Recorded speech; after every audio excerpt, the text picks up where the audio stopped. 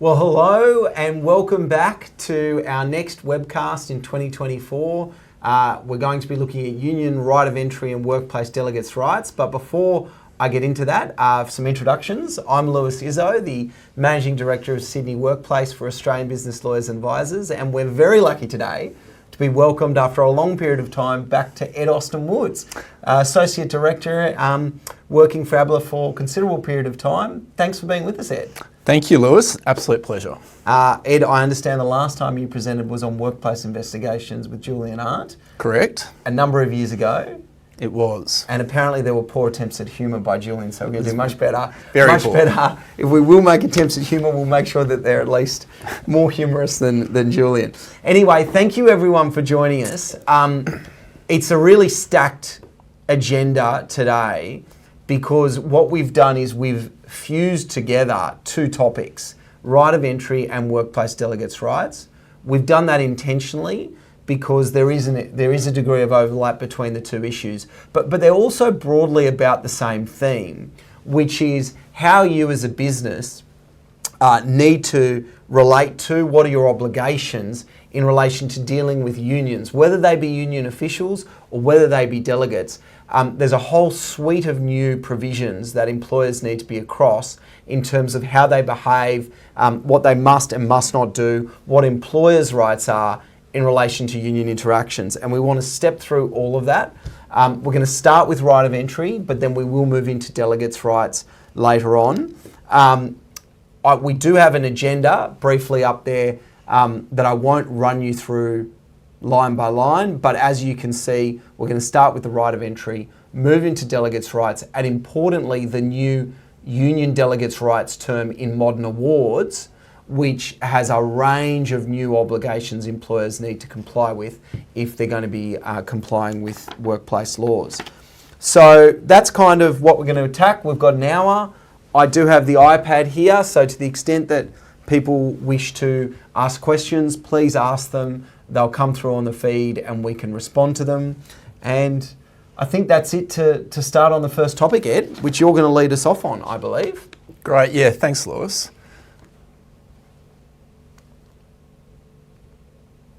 There we go. Right. Oops. Sorry. There we go. Okay. So union right of entry.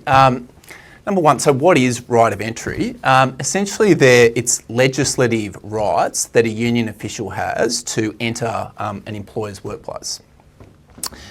However, there are certain conditions on that ability to exercise right of entry. Number one, unless the union official is assisting a health and safety representative, which we'll get to in due course, they have to have an entry permit when they're entering. Secondly, they can't enter for just any reason. There's only 4 reasons a union official can enter. The first is to hold discussions, and not just with any employees, but with employees who are either members of the union or who are eligible to be members of the union.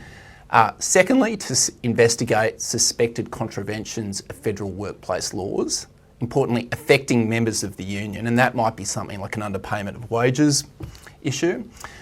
Thirdly, to investigate suspected contraventions of state, territory, work health safety laws. Again, it needs to be specifically focused on members of the union or employees who are eligible to be members of the union. And fourthly, to assist a health and safety representative on request. And just before you move on, in terms of members or eligible to be members of the union, what we're really talking about there are persons who fall within the coverage of the union rules. So each union will have a set of rules. Those rules will say that the union can represent particular classes of employees. They are the ones that the union can go in to hold discussions with to investigate contraventions about. Yeah.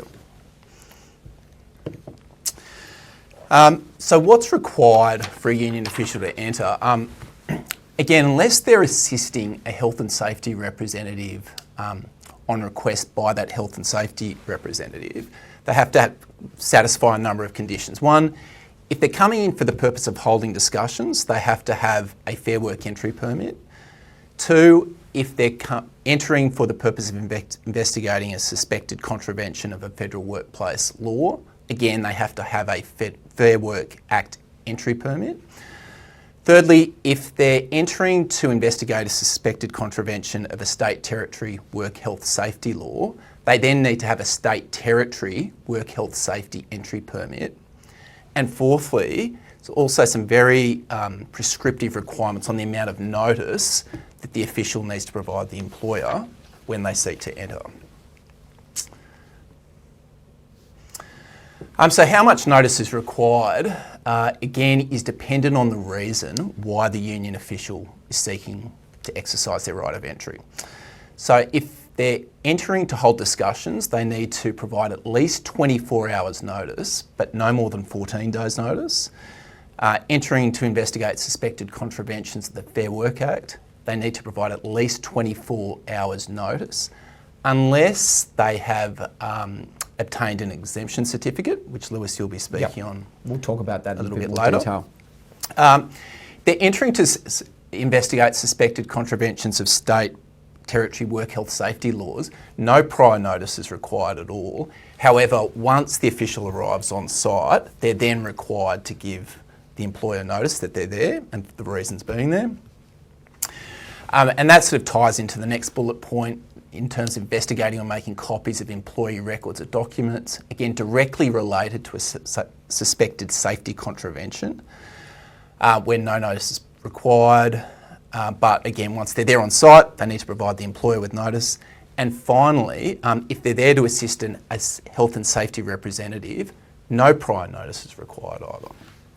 So we're going to talk about what needs to be on these entry notices very briefly, and then get into some more interesting topics about what it is you should or shouldn't be thinking about when unions come on. Basically, there's a legislated series of things that need to be in the notice. So if it's a Fair Work Act entry, so for federal purposes, holding discussions,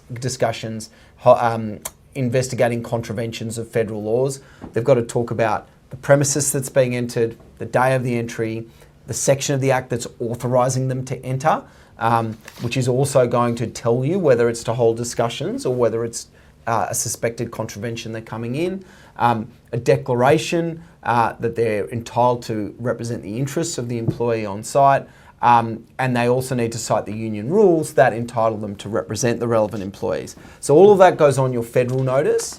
There is also requirements for what goes on a state and territory entry notice, and this pertains to entering to investigate breaches of health and safety laws.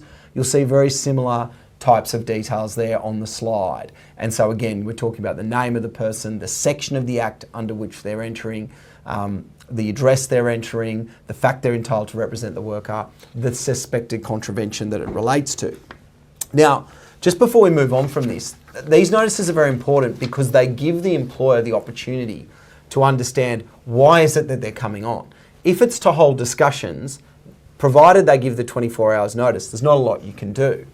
If, on the other hand, they're coming in for a suspected contravention, whether that's a safety-related breach or a Fair Work instrument breach, you can already perform some preliminary assessment as to whether this is genuine or complete ruse.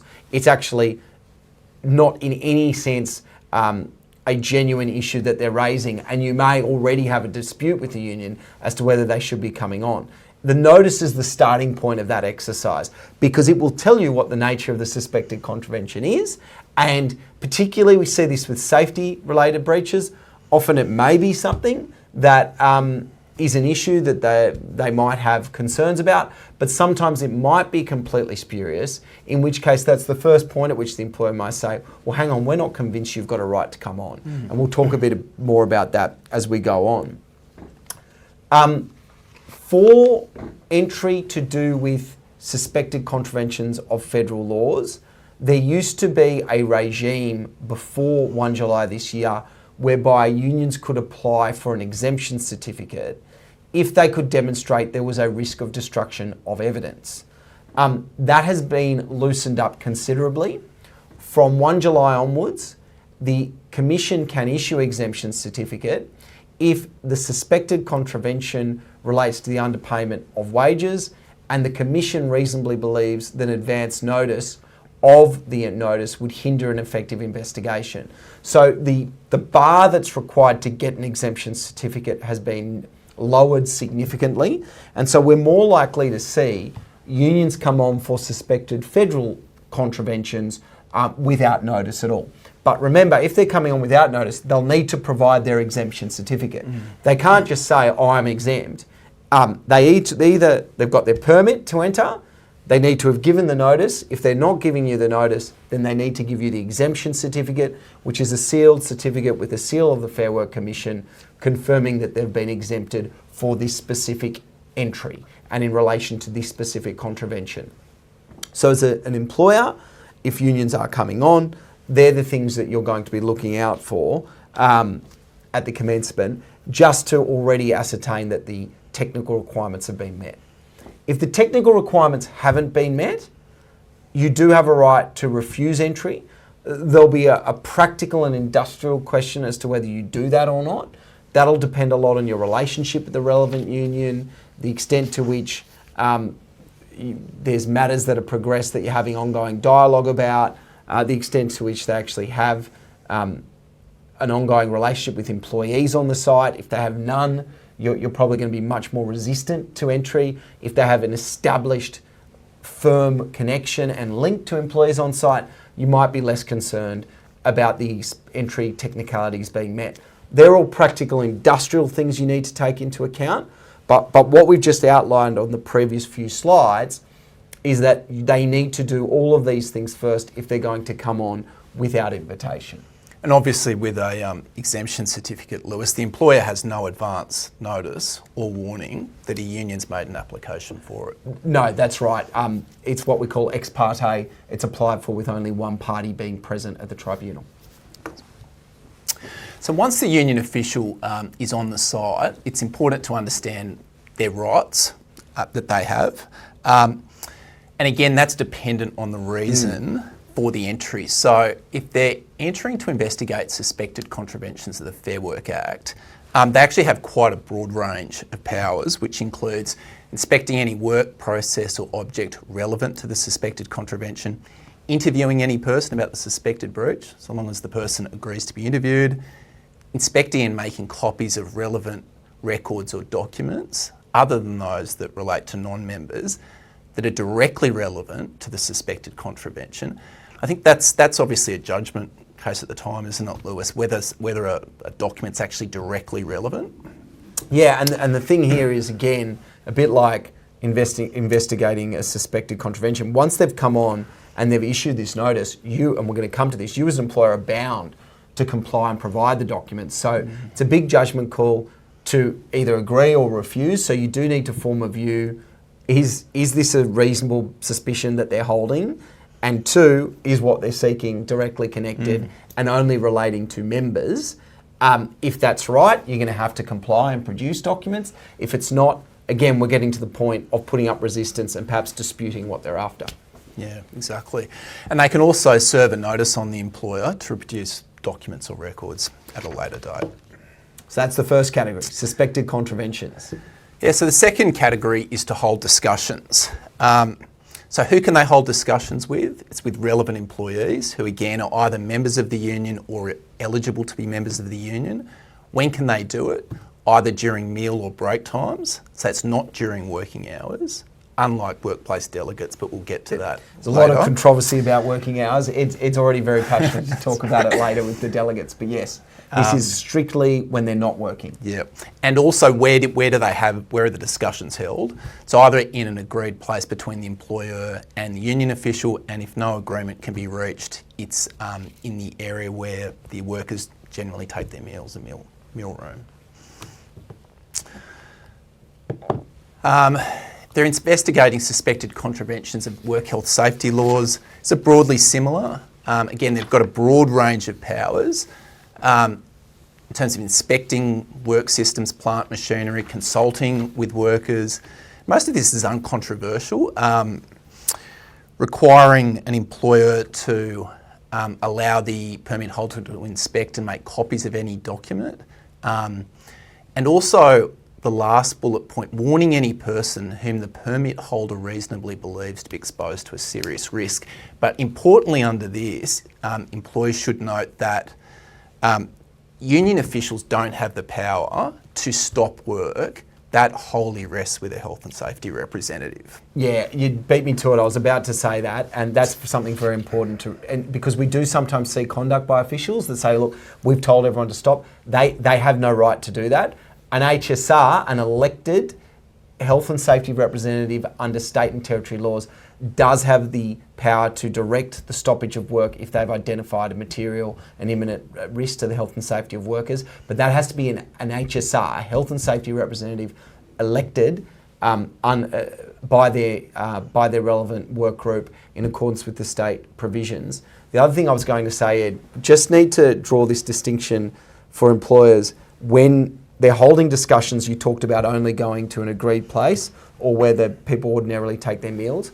The very purpose of entry for suspected WHS contraventions is to see the contravention. So they have a much broader remit to be able to go to any place in the workplace which is relevant to the contravention. They don't have an at-large right to just roam around the workplace, but if the areas they wish to go to are relevant to the suspected contravention, they may inspect those areas. And so it is a broader remit in terms of where they go in the workplace. Yeah.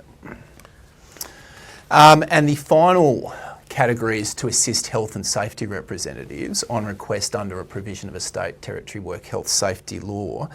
If we look through the bullet points, these are, again, very broad powers that they have. And Lewis, we were discussing before, something that I've noticed is this hasn't really garnered a whole lot of attention to date. But essentially, what has happened under the closing loopholes legislation is that an official doesn't need to have an entry permit, and they don't need to provide the employee with any notice at all to exercise entry under this category.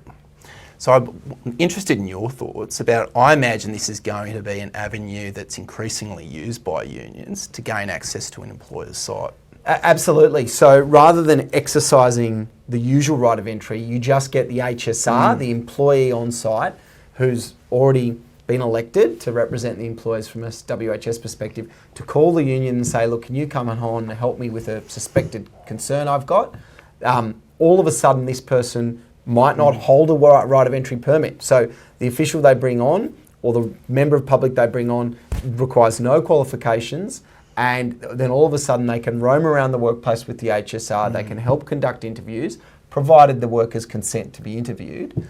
And the really interesting thing here is it removes the requirement that only kind of fit and proper persons can come onto site, because the whole point of entry permits is not everyone can get them. You have to be a union official that has demonstrated that you're someone who's fit and proper to hold that permit. We're aware, very topical at the moment, is prominent unions like the CFMEU undergoing significant overhaul because they're under administration for series of concerns raised about conduct in the past. 270 CFMEU officials have been stood down effectively from being engaged by the union under the administration. But they could still, despite the fact that they no longer hold permits to enter a workplace, despite the fact that they're not union officials in an official capacity, they could still all enter a workplace to assist an HSR.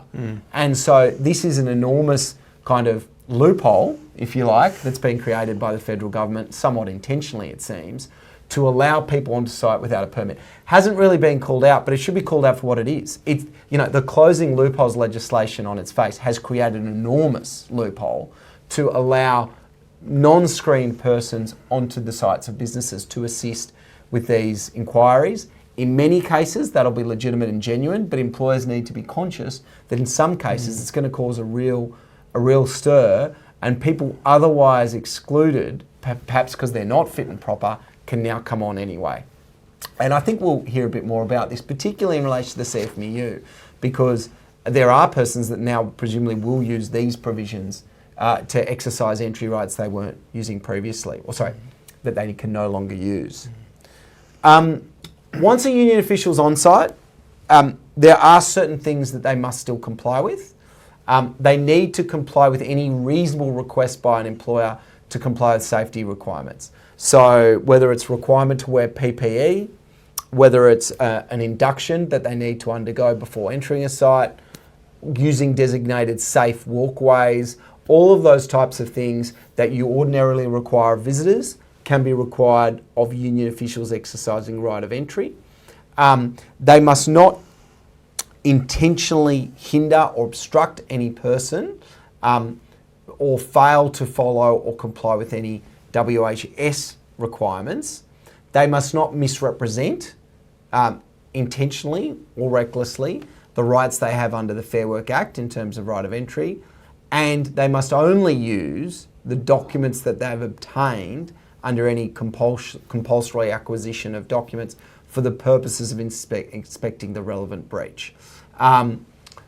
There is also a further prohibition, which is right of entry is restricted to business or operational premises. You cannot use a right of entry to enter any place which is used for residential purposes, for where someone lives. So they're kind of the obligations that arise on the union official. So Lewis, if someone's not meeting those obligations on site and they're intentionally hindering and obstructing people on the employer's site, what recourse does the employer have? Yeah, it's difficult because it doesn't necessarily on that day negate their right of entry, but what it does mean is that there's a few issues. One, these are types of matters that might be relevant to the removal possibly of a right of entry permit. So two, it's probably if they're on site for either the purposes of WHS entry, you might be calling in safe work, an inspector to come and resolve a dispute. Depends what the interference is. If all of a sudden they're going to areas they're not permitted, well, you can certainly, with the assistance of security, either say, well, no, you're not permitted to be there, refuse access. You can't just kick someone off site though. You can't just say, oh, because you've done this one thing wrong, you're no longer permitted on the site. What you're more likely to do is try and contain the union official to their areas that they're permitted, and then I'd probably be dealing with it as a follow-up. Either you could look to raise complaints in relation to whether they can actually should be holding a right of entry permit if they're demonstrating conduct that's not consistent. There is also a dispute process under the Fair Work Act where you can file a dispute with the Fair Work Commission about not appropriate exercise of as right of entry entitlements. So they're mainly reactive after the event though. Yeah. In terms of the employer, employers have prohibitions in relation to their conduct. They cannot refuse or unduly delay entry to a permit holder if they're entitled to enter. They cannot refuse to comply with lawful requests or hinder a permit holder from exercising their rights. And that becomes really important, Ed, when we talk about the decision point as to whether you let someone on or not. If you get that decision wrong, you're in breach of the Fair Work Act. And it's a civil penalty provision, it attracts fines. It's quite substantial. Well, that's right. So you need to be careful. When someone comes to your site, when they give that initial notice or they show the permit and they say, this is why I'm coming on, you have a very brief opportunity or window to make an assessment as to whether this is a genuine entry or whether it's entirely not got any lawful justification. And you don't want to make that decision rashly, but that's an important decision point, and you're either at that point going to let them come on because they have a right, or you're going to refuse, and you want to make sure you have good grounds to refuse if you're doing it at the time. And I suppose that feeds into our next slide. The union organiser comes on and wants to enter. What are you to do? And these are the things we're encouraging employers to think about. Well, firstly, check the permit. Second, check what category of entry they're exercising, and are they providing the notice requirements or exemption certificate applicable for that type of entry. The next one, this is the big one. Is there a legitimate basis for entry? So if they're saying there's been a WHS breach or that there's some WHS concern, at this point you need to say, well, is it relevant to our site? So if they're saying, and we see this all the time, the types of examples. It could be something quite trivial. It could be things to do with fire extinguishers. Have they been audited recently? Have you got a traffic management plan in sight? These are the types of things the unions roll out over and over again. There could be something about reasonable access to a first aid room. They might use smaller issues as a means to come on, and that might be fine. But if these are issues that you've previously dealt with, if you've had Safe Work come out and already resolve these things, then they can't really raise them again. And this is one of those things where, particularly if you're in a high level of confrontation with unions, you really need to think about using Safe Work and other mechanisms as a process to help you. If there's a concern about an issue, get an inspector out. Get an inspector to review the workplace, to sign off that any particular issue's resolved or addressed. If that's been addressed, then they can't really come on to inspect that issue again. The other thing you've got to bear in mind is that if an issue or a dispute does arise as to whether something's safe or unsafe, the Fair Work inspectors have an ability and have a role and responsibility to come out when called by employers to investigate, and they can then effectively make a ruling on whether or not the issue remains a legitimate one that requires investigation or entry from the union. So that'll be something that you would look into. But what I would say is, where it's clear that whatever's being raised has previously been dealt with, there isn't a concern or it's not relevant at this particular site, that's when you can take a much stronger position in terms of refusing access. The other time you might refuse access is they just simply haven't complied with the notice requirements. I suppose I've already talked about the next bullet point there about considering involving Safe Work. You need to think carefully about who is actually going to be involved in dealing with entry or refusal of entry. If you are contemplating refusing entry, you might want to think about engaging security, whether it's on a temporary or ongoing basis, because that can assist with somewhat difficult conversations sometimes about access. And then the last thing is, because of the real concern that arises if you unlawfully refuse entry, you should also consider obtaining advice at the relevant time if it's a kind of line ball call. And so they're all the things we generally encourage businesses to think about. We'll talk about at the end. We've actually prepared a toolkit, a protocol for managers to guide them through these issues, what they need to be looking for in terms of checking permits, in terms of understanding notice, in terms of checking when someone can and can't enter. So effectively a checklist or protocol they can follow, and that's available to businesses if they're interested.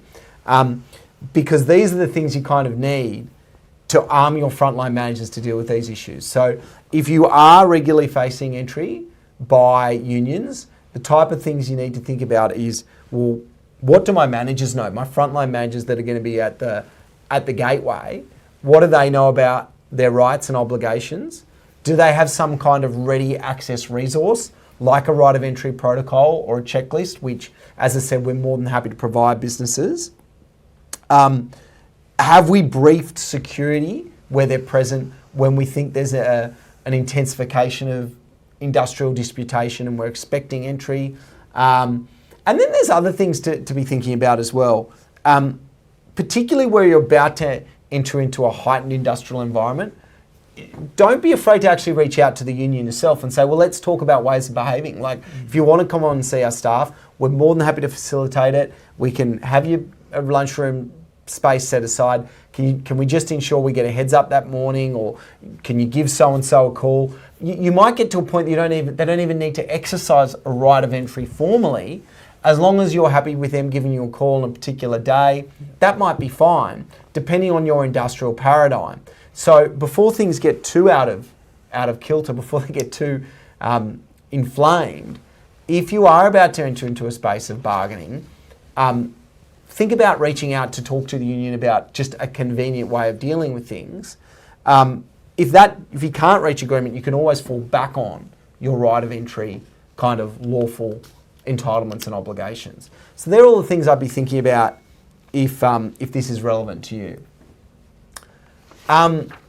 We're now going to deal with workplace delegates' rights. Ed's very excited about this topic. And there'll be a few interesting areas to talk through, but I think you're going to kick us off anyway in terms of what we need to be thinking about here. Sure. Thanks, Lewis. So I think the starting point is to understand what a workplace delegate is and how it differs from a union official. So a union official is generally an employee of the union, generally speaking, whereas a workplace delegate is someone that's a worker in your business.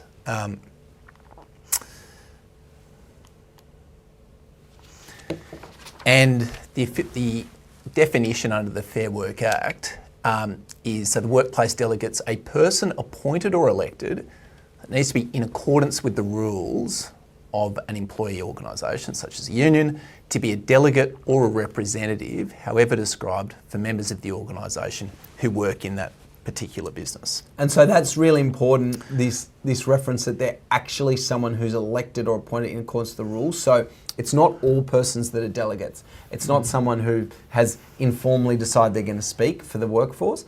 The union actually needs an appointment process for delegates in its rules, and it's those people that are recognised as delegates under the Fair Work Act. Yeah. Employers might also ask, how do they know who the delegate is? How do they identify them? Under the award term, which we'll get to in a second, the delegate's actually required to provide written notice to the employer that they're the delegate, and then equally important, if they cease to stop acting as the delegate, they also need to provide notice. Now, that's not present under the NES, or also I should say under the Fair Work Act provisions, so that's only in the award term. But the reality is, if someone's a delegate under the if they want to exercise their rights, they're going to need to tell the employer they are the delegate in order to then access the rights. So I imagine that'll get resolved at the workplace level anyway. Yeah, exactly. So the rights that workplace delegates have, so these are all obviously new provisions in the Fair Work Act under the National Employment Standards. They have four main rights. One, a right to represent the industrial interests of current and prospective members of the union, including in relation to any workplace disputes. They have the right to have reasonable communication with members or prospective members. They have the right to have reasonable access to the workplace and workplace facilities, as well as reasonable access to paid time during normal work hours to undertake paid training. So really interesting here, you got three categories under the Act, so we're not talking about award workers yet, three categories under the Act that are very nebulous: reasonable right to communication, reasonable access to the workplace and facilities, reasonable access to paid time during work hours to be trained.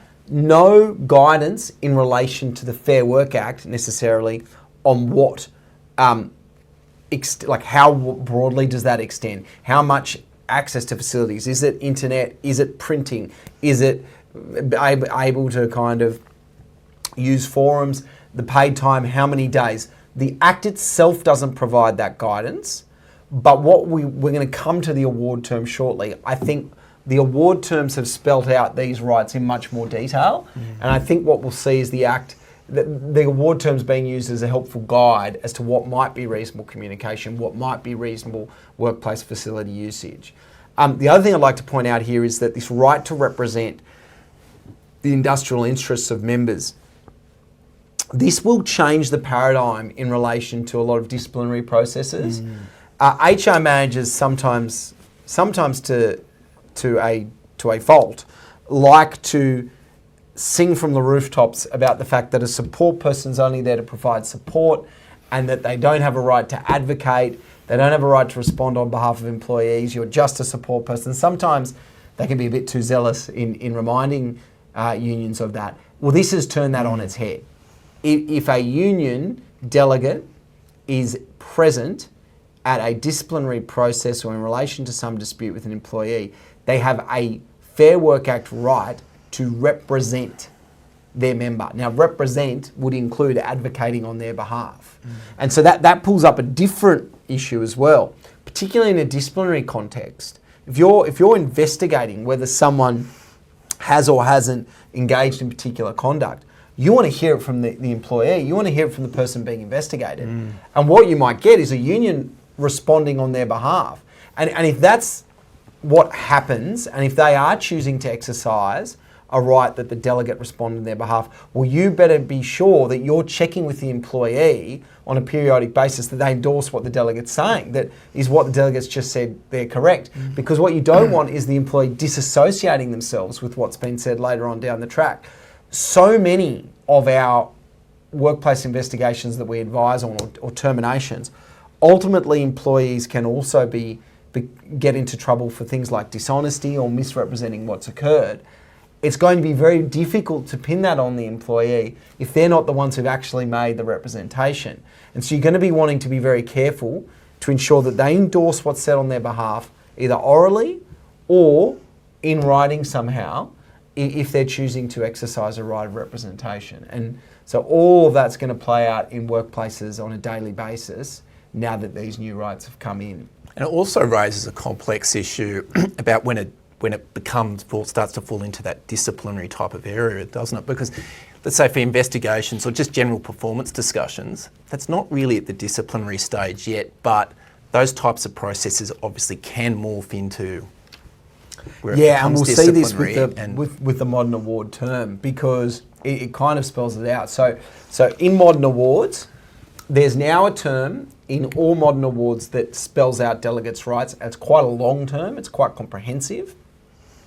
From 1 July 2024, all enterprise agreements now need to have a delegates' rights term that is at least as favourable to delegates as the modern award term. Now, once you've seen the modern award term, I think what you're going to find is the EAs are just going to have the modern award term because it's already quite comprehensive. It's a bit like the model consultation term and model flexibility terms in the Act. It'll probably just become a default term that parties use because if your term in the EA is not as beneficial as the award term, then the award term will apply automatically.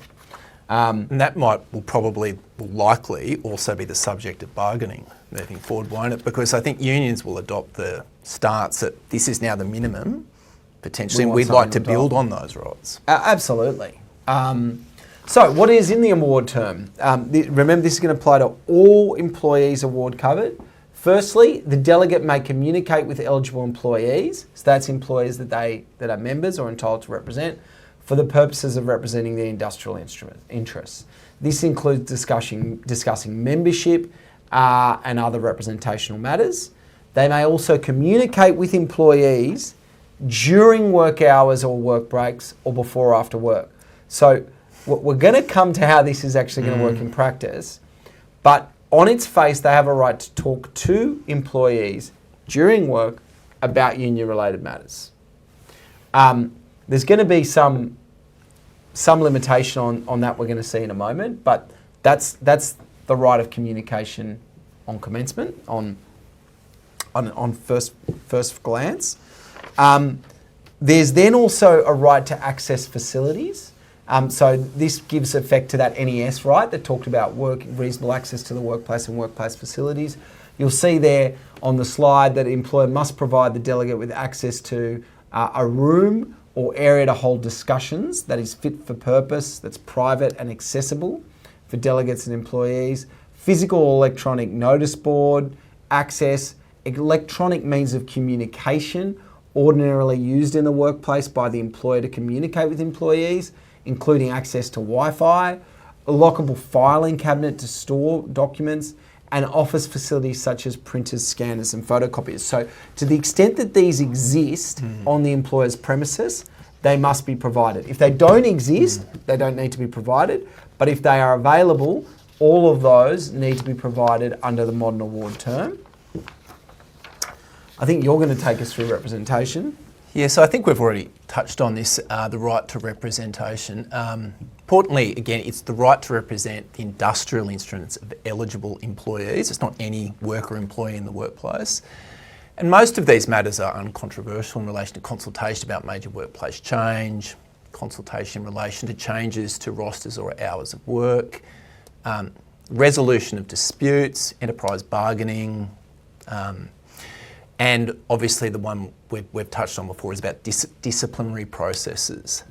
There is now an express right for a delegate to represent an employee that they're eligible to represent for a disciplinary process. And so then, as Ed said earlier, you're going to get this tension. Well, what's an investigation fact-finding process and what's a disciplinary process? If you have an inquiry in the workplace in relation to a particular matter, that you might get an investigator to come in. That might not necessarily be a disciplinary process. It may be a fact-finding exercise that doesn't quite trigger the rights in the award term. But the moment you enter into some disciplinary conversation with an employee, whether it's performance or conduct-based, the award then triggers this right of representation. And I think we will see arguments in investigation contexts where there's a question mark as to whether something switched from fact-finding into discipline or we still at a fact-finding process. There's also the right to have access to reasonable training. So obviously putting small businesses to the side, because they're exempt, the employer must provide a delegate with access for up to 5 days, which is quite sizable, 5 days of paid time during normal work hours for training, and then in each subsequent year, 1 day after that. Subject to the following, though, there are some conditions on it.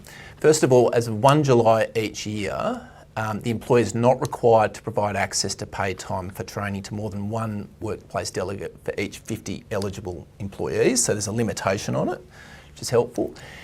And also the number of eligible employees will be determined on the day that the request for training is made. I'd also like to note that importantly, there's also very prescriptive requirements on the delegate under the award when seeking to exercise this right, which include the delegate has to give the employer at least 5 weeks notice of the dates, the subject matter, the daily start and finishing times, and the name of the training provider. If requested by the employer, the delegate must provide the employer with an outline of the training content. The employer then needs to advise the delegate within 2 weeks of the notice, from the notice of the date that the training is proposed to commence, whether the employer approves the training or not. And then finally, within 7 days after the training, the delegate must provide the employer with evidence that would satisfy a reasonable person of their attendance at that training, which means workers who are delegates can't just take off, say they're going to some paid training. There are very strict conditions under which they can do that. And the other thing to just bear in mind is the one delegate per 50 eligible employees. Again, I'm not sure if you mentioned this, but it's not the whole workforce. It's just the number of people they're entitled to represent in the workplace. So again, that feature arises. The obligations of a delegate. So a workplace delegate has all of these rights that's conferred on them, but there are some, I suppose, countervailing obligations that the award has introduced to ensure that these rights are exercised kind of sensibly and reasonably. You'll see called out here, the first is that the delegate must comply with their duties and obligations as an employee. I'll come back to that. They must comply with the reasonable policies and procedures of the employer, including reasonable codes of conduct and requirements in relation to OHS and acceptable use of ICT resources. They cannot hinder, obstruct or prevent the normal performance of work, and they must not hinder, obstruct or prevent eligible employees exercising the rights to freedom of association. You've got a real tension then in some of the award provisions, because you will recall that in one of the early slides that we demonstrated, it talked about the fact that a workplace delegate may communicate with eligible employees during work hours or work breaks or before or after work. But at the same time as they do that, they have to not hinder, obstruct or prevent the normal performance of work. They also must comply with their own duties as an employee. There's a tension there. How do you see it resolving? It's a very interesting question. I think the start has to be, at the duties and obligations as an employee, and to conduct yourself appropriately according to the employer's policies, procedures, the code of conduct. And also interestingly, I think, when we're looking at the delegate having the right to have discussions during work hours, there's no countervailing right from the employees to walk away from work or to stop work to have the discussions with the delegate. Yeah, and so I think what we're going to see happen is, and this is how I see the award provision intended, is the design is to allow the delegate to have day-to-day, off-the-cuff conversations about union matters in the normal process of work, whether it's at the water cooler, on the production line, in the vehicle going somewhere. They have a right to still talk to people about union-related matters, if they want to listen, that is. But by the same token, what they can't do is pull people off their work. They can't all of a sudden have a stop work meeting to talk about something. They can't haul 2 or 3 people out of a room performing work to say, we need to talk about these union matters now, because that will be obstructing or preventing the normal performance of work. So it's really intended to preserve an ability to talk about union-related matters as a workplace right in the day-to-day, ordinary, business as usual, cut and thrust of whatever activity they're engaging in. If they're a labourer, as they're working on particular labouring activities, they can still talk about other things. If, as I said, if they're in a vehicle travelling somewhere, they might talk about something. If they're on a production line and there is ordinarily an ability to converse, then they have a right to converse about union matters. But if the employer has certain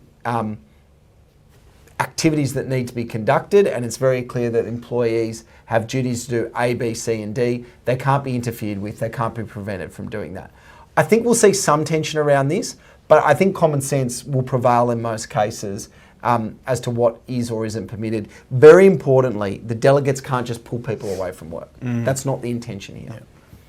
Yeah.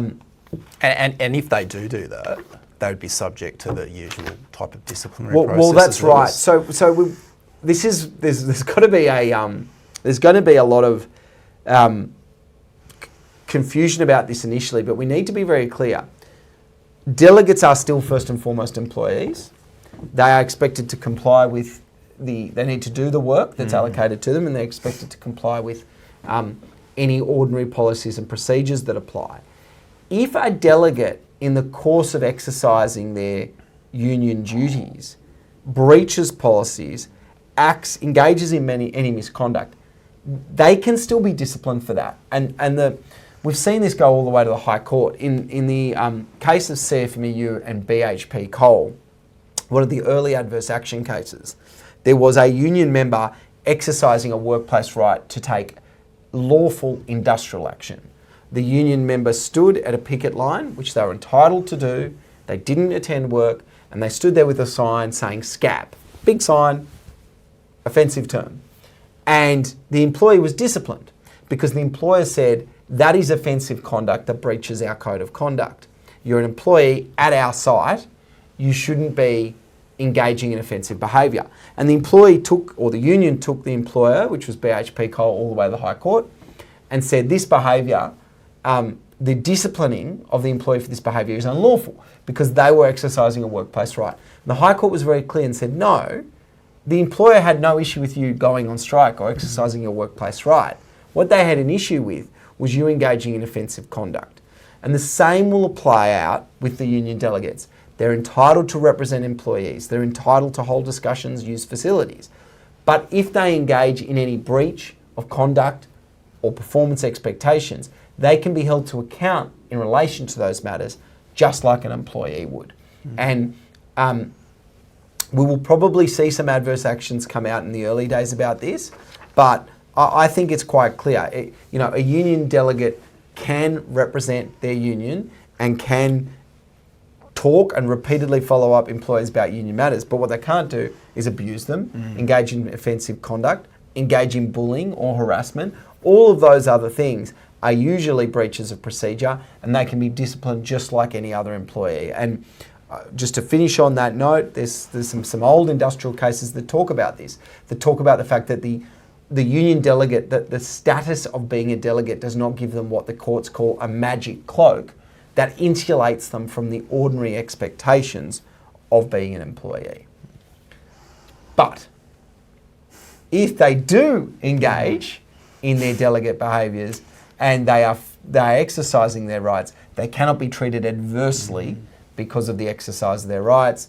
They cannot be disciplined or dismissed, etc., because they're exercising a delegate right. So you need to distinguish between, are they exercising a delegate right, or instead are they going beyond that and engaging in offensive or other improper behaviour. And because this is now a workplace right under the general protections provisions, again, there's a reverse onus of proof. Yes, that's true. That's true. So the employer will need very cogent substantive evidence to rebut the presumption that they actually acted like that because of the delegate exercising their rights. Agreed. Now, employers, just to follow up on that, you must not unreasonably fail or refuse to deal with a workplace delegate. That feeds back to these disciplinary discussions we're saying. If the delegate wants to be involved, they have a right. You must not knowingly or recklessly make false or misleading representations about the delegate or their rights, nor unreasonably hinder, obstruct or prevent the exercise of their rights. I'm going to hand over to Ed for delegates' rights, and we're going to start looking at questions shortly. So yeah, what should employers do, given all the new amendments that have come in, the new rights, the new obligations? So first off, I think it's important to understand which union potentially has coverage over workers in your business. So that we talked about the union's rules before. The union's rules will set that out. Secondly, obviously it's really important to educate managers and leaders through training and whatnot on what the rights and entitlements of delegates actually are, as well as what the obligations and the requirements on those delegates are. And also have policies and procedures in place that deal with these matters. We touched on before, we expect the delegates' rights in the Fair Work Act and the awards now to become the minimum, and for unions to bargain for greater entitlements.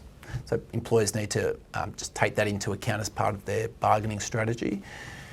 And also just the leadership, business leadership. The senior managers will have a key role in influencing the impact of the change through culture and quality of employee engagement. So the more engaged that the employees are in the workplace, hopefully you won't see as many of these type of matters and disputes. I think it's about, I mean, each business is different. If you have high levels of union connectivity and engagement, it may be that you already have established ways of working with a union that will accommodate this.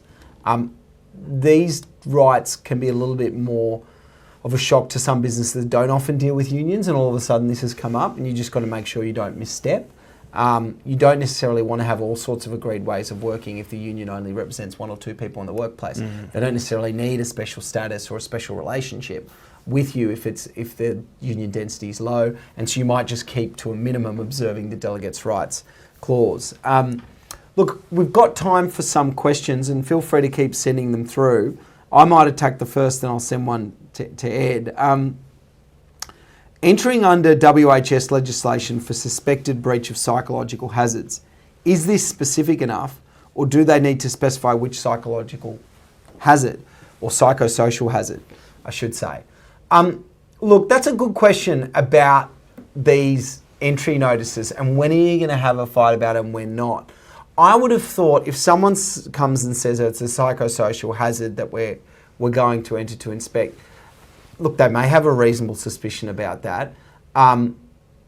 It's probably helpful to ask the union to specify what it is because it's so broad. So if it just says psychosocial, I would probably push back and say, well, can you just identify what it is? I would let them on the first time, let them investigate whatever the issue is, but provided it's resolved, or if it's not resolved, maybe get an inspector out, then you can rule the line under that and say, no, they came in, the inspectors signed off on this, so if they come back, they can't really do it again.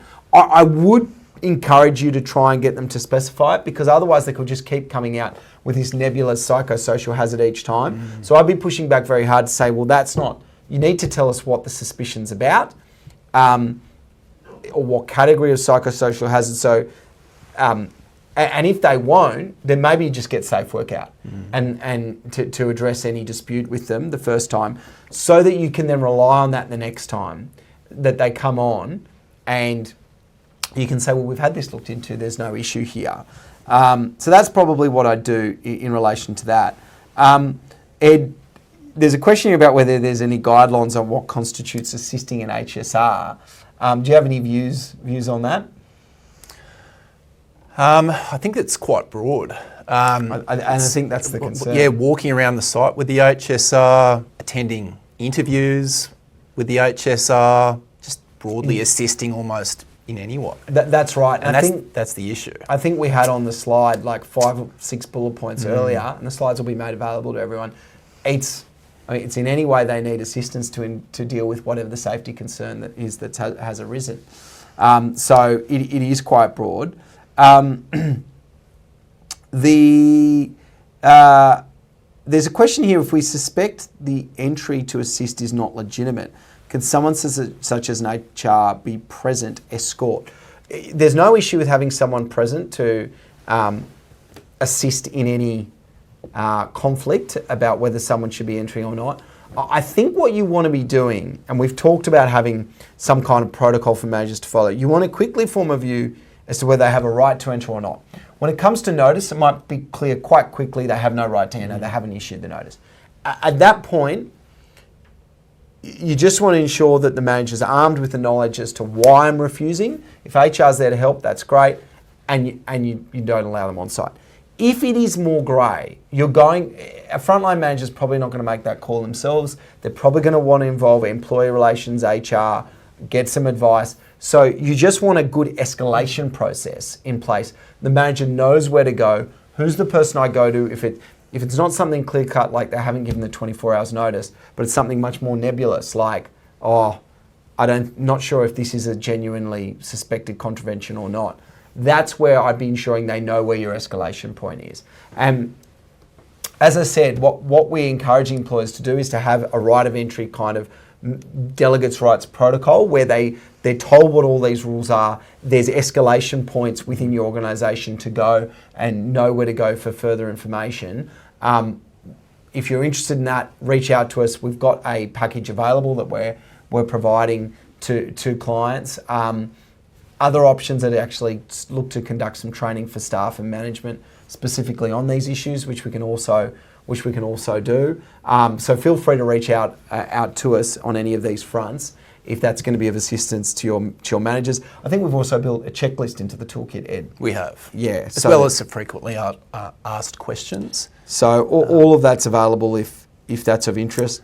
They're the main questions that I've kind of got time for at the moment. I suspect in the coming weeks and months, we will see a lot of employers trying to do the right thing, but also making the odd mistake in this space.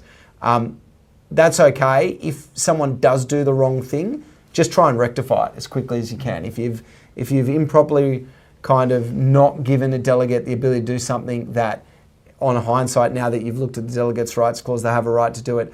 The easiest way to address these things is to acknowledge the error early, indicate that there was a mistake, an issue, or whatever it is, and rectify.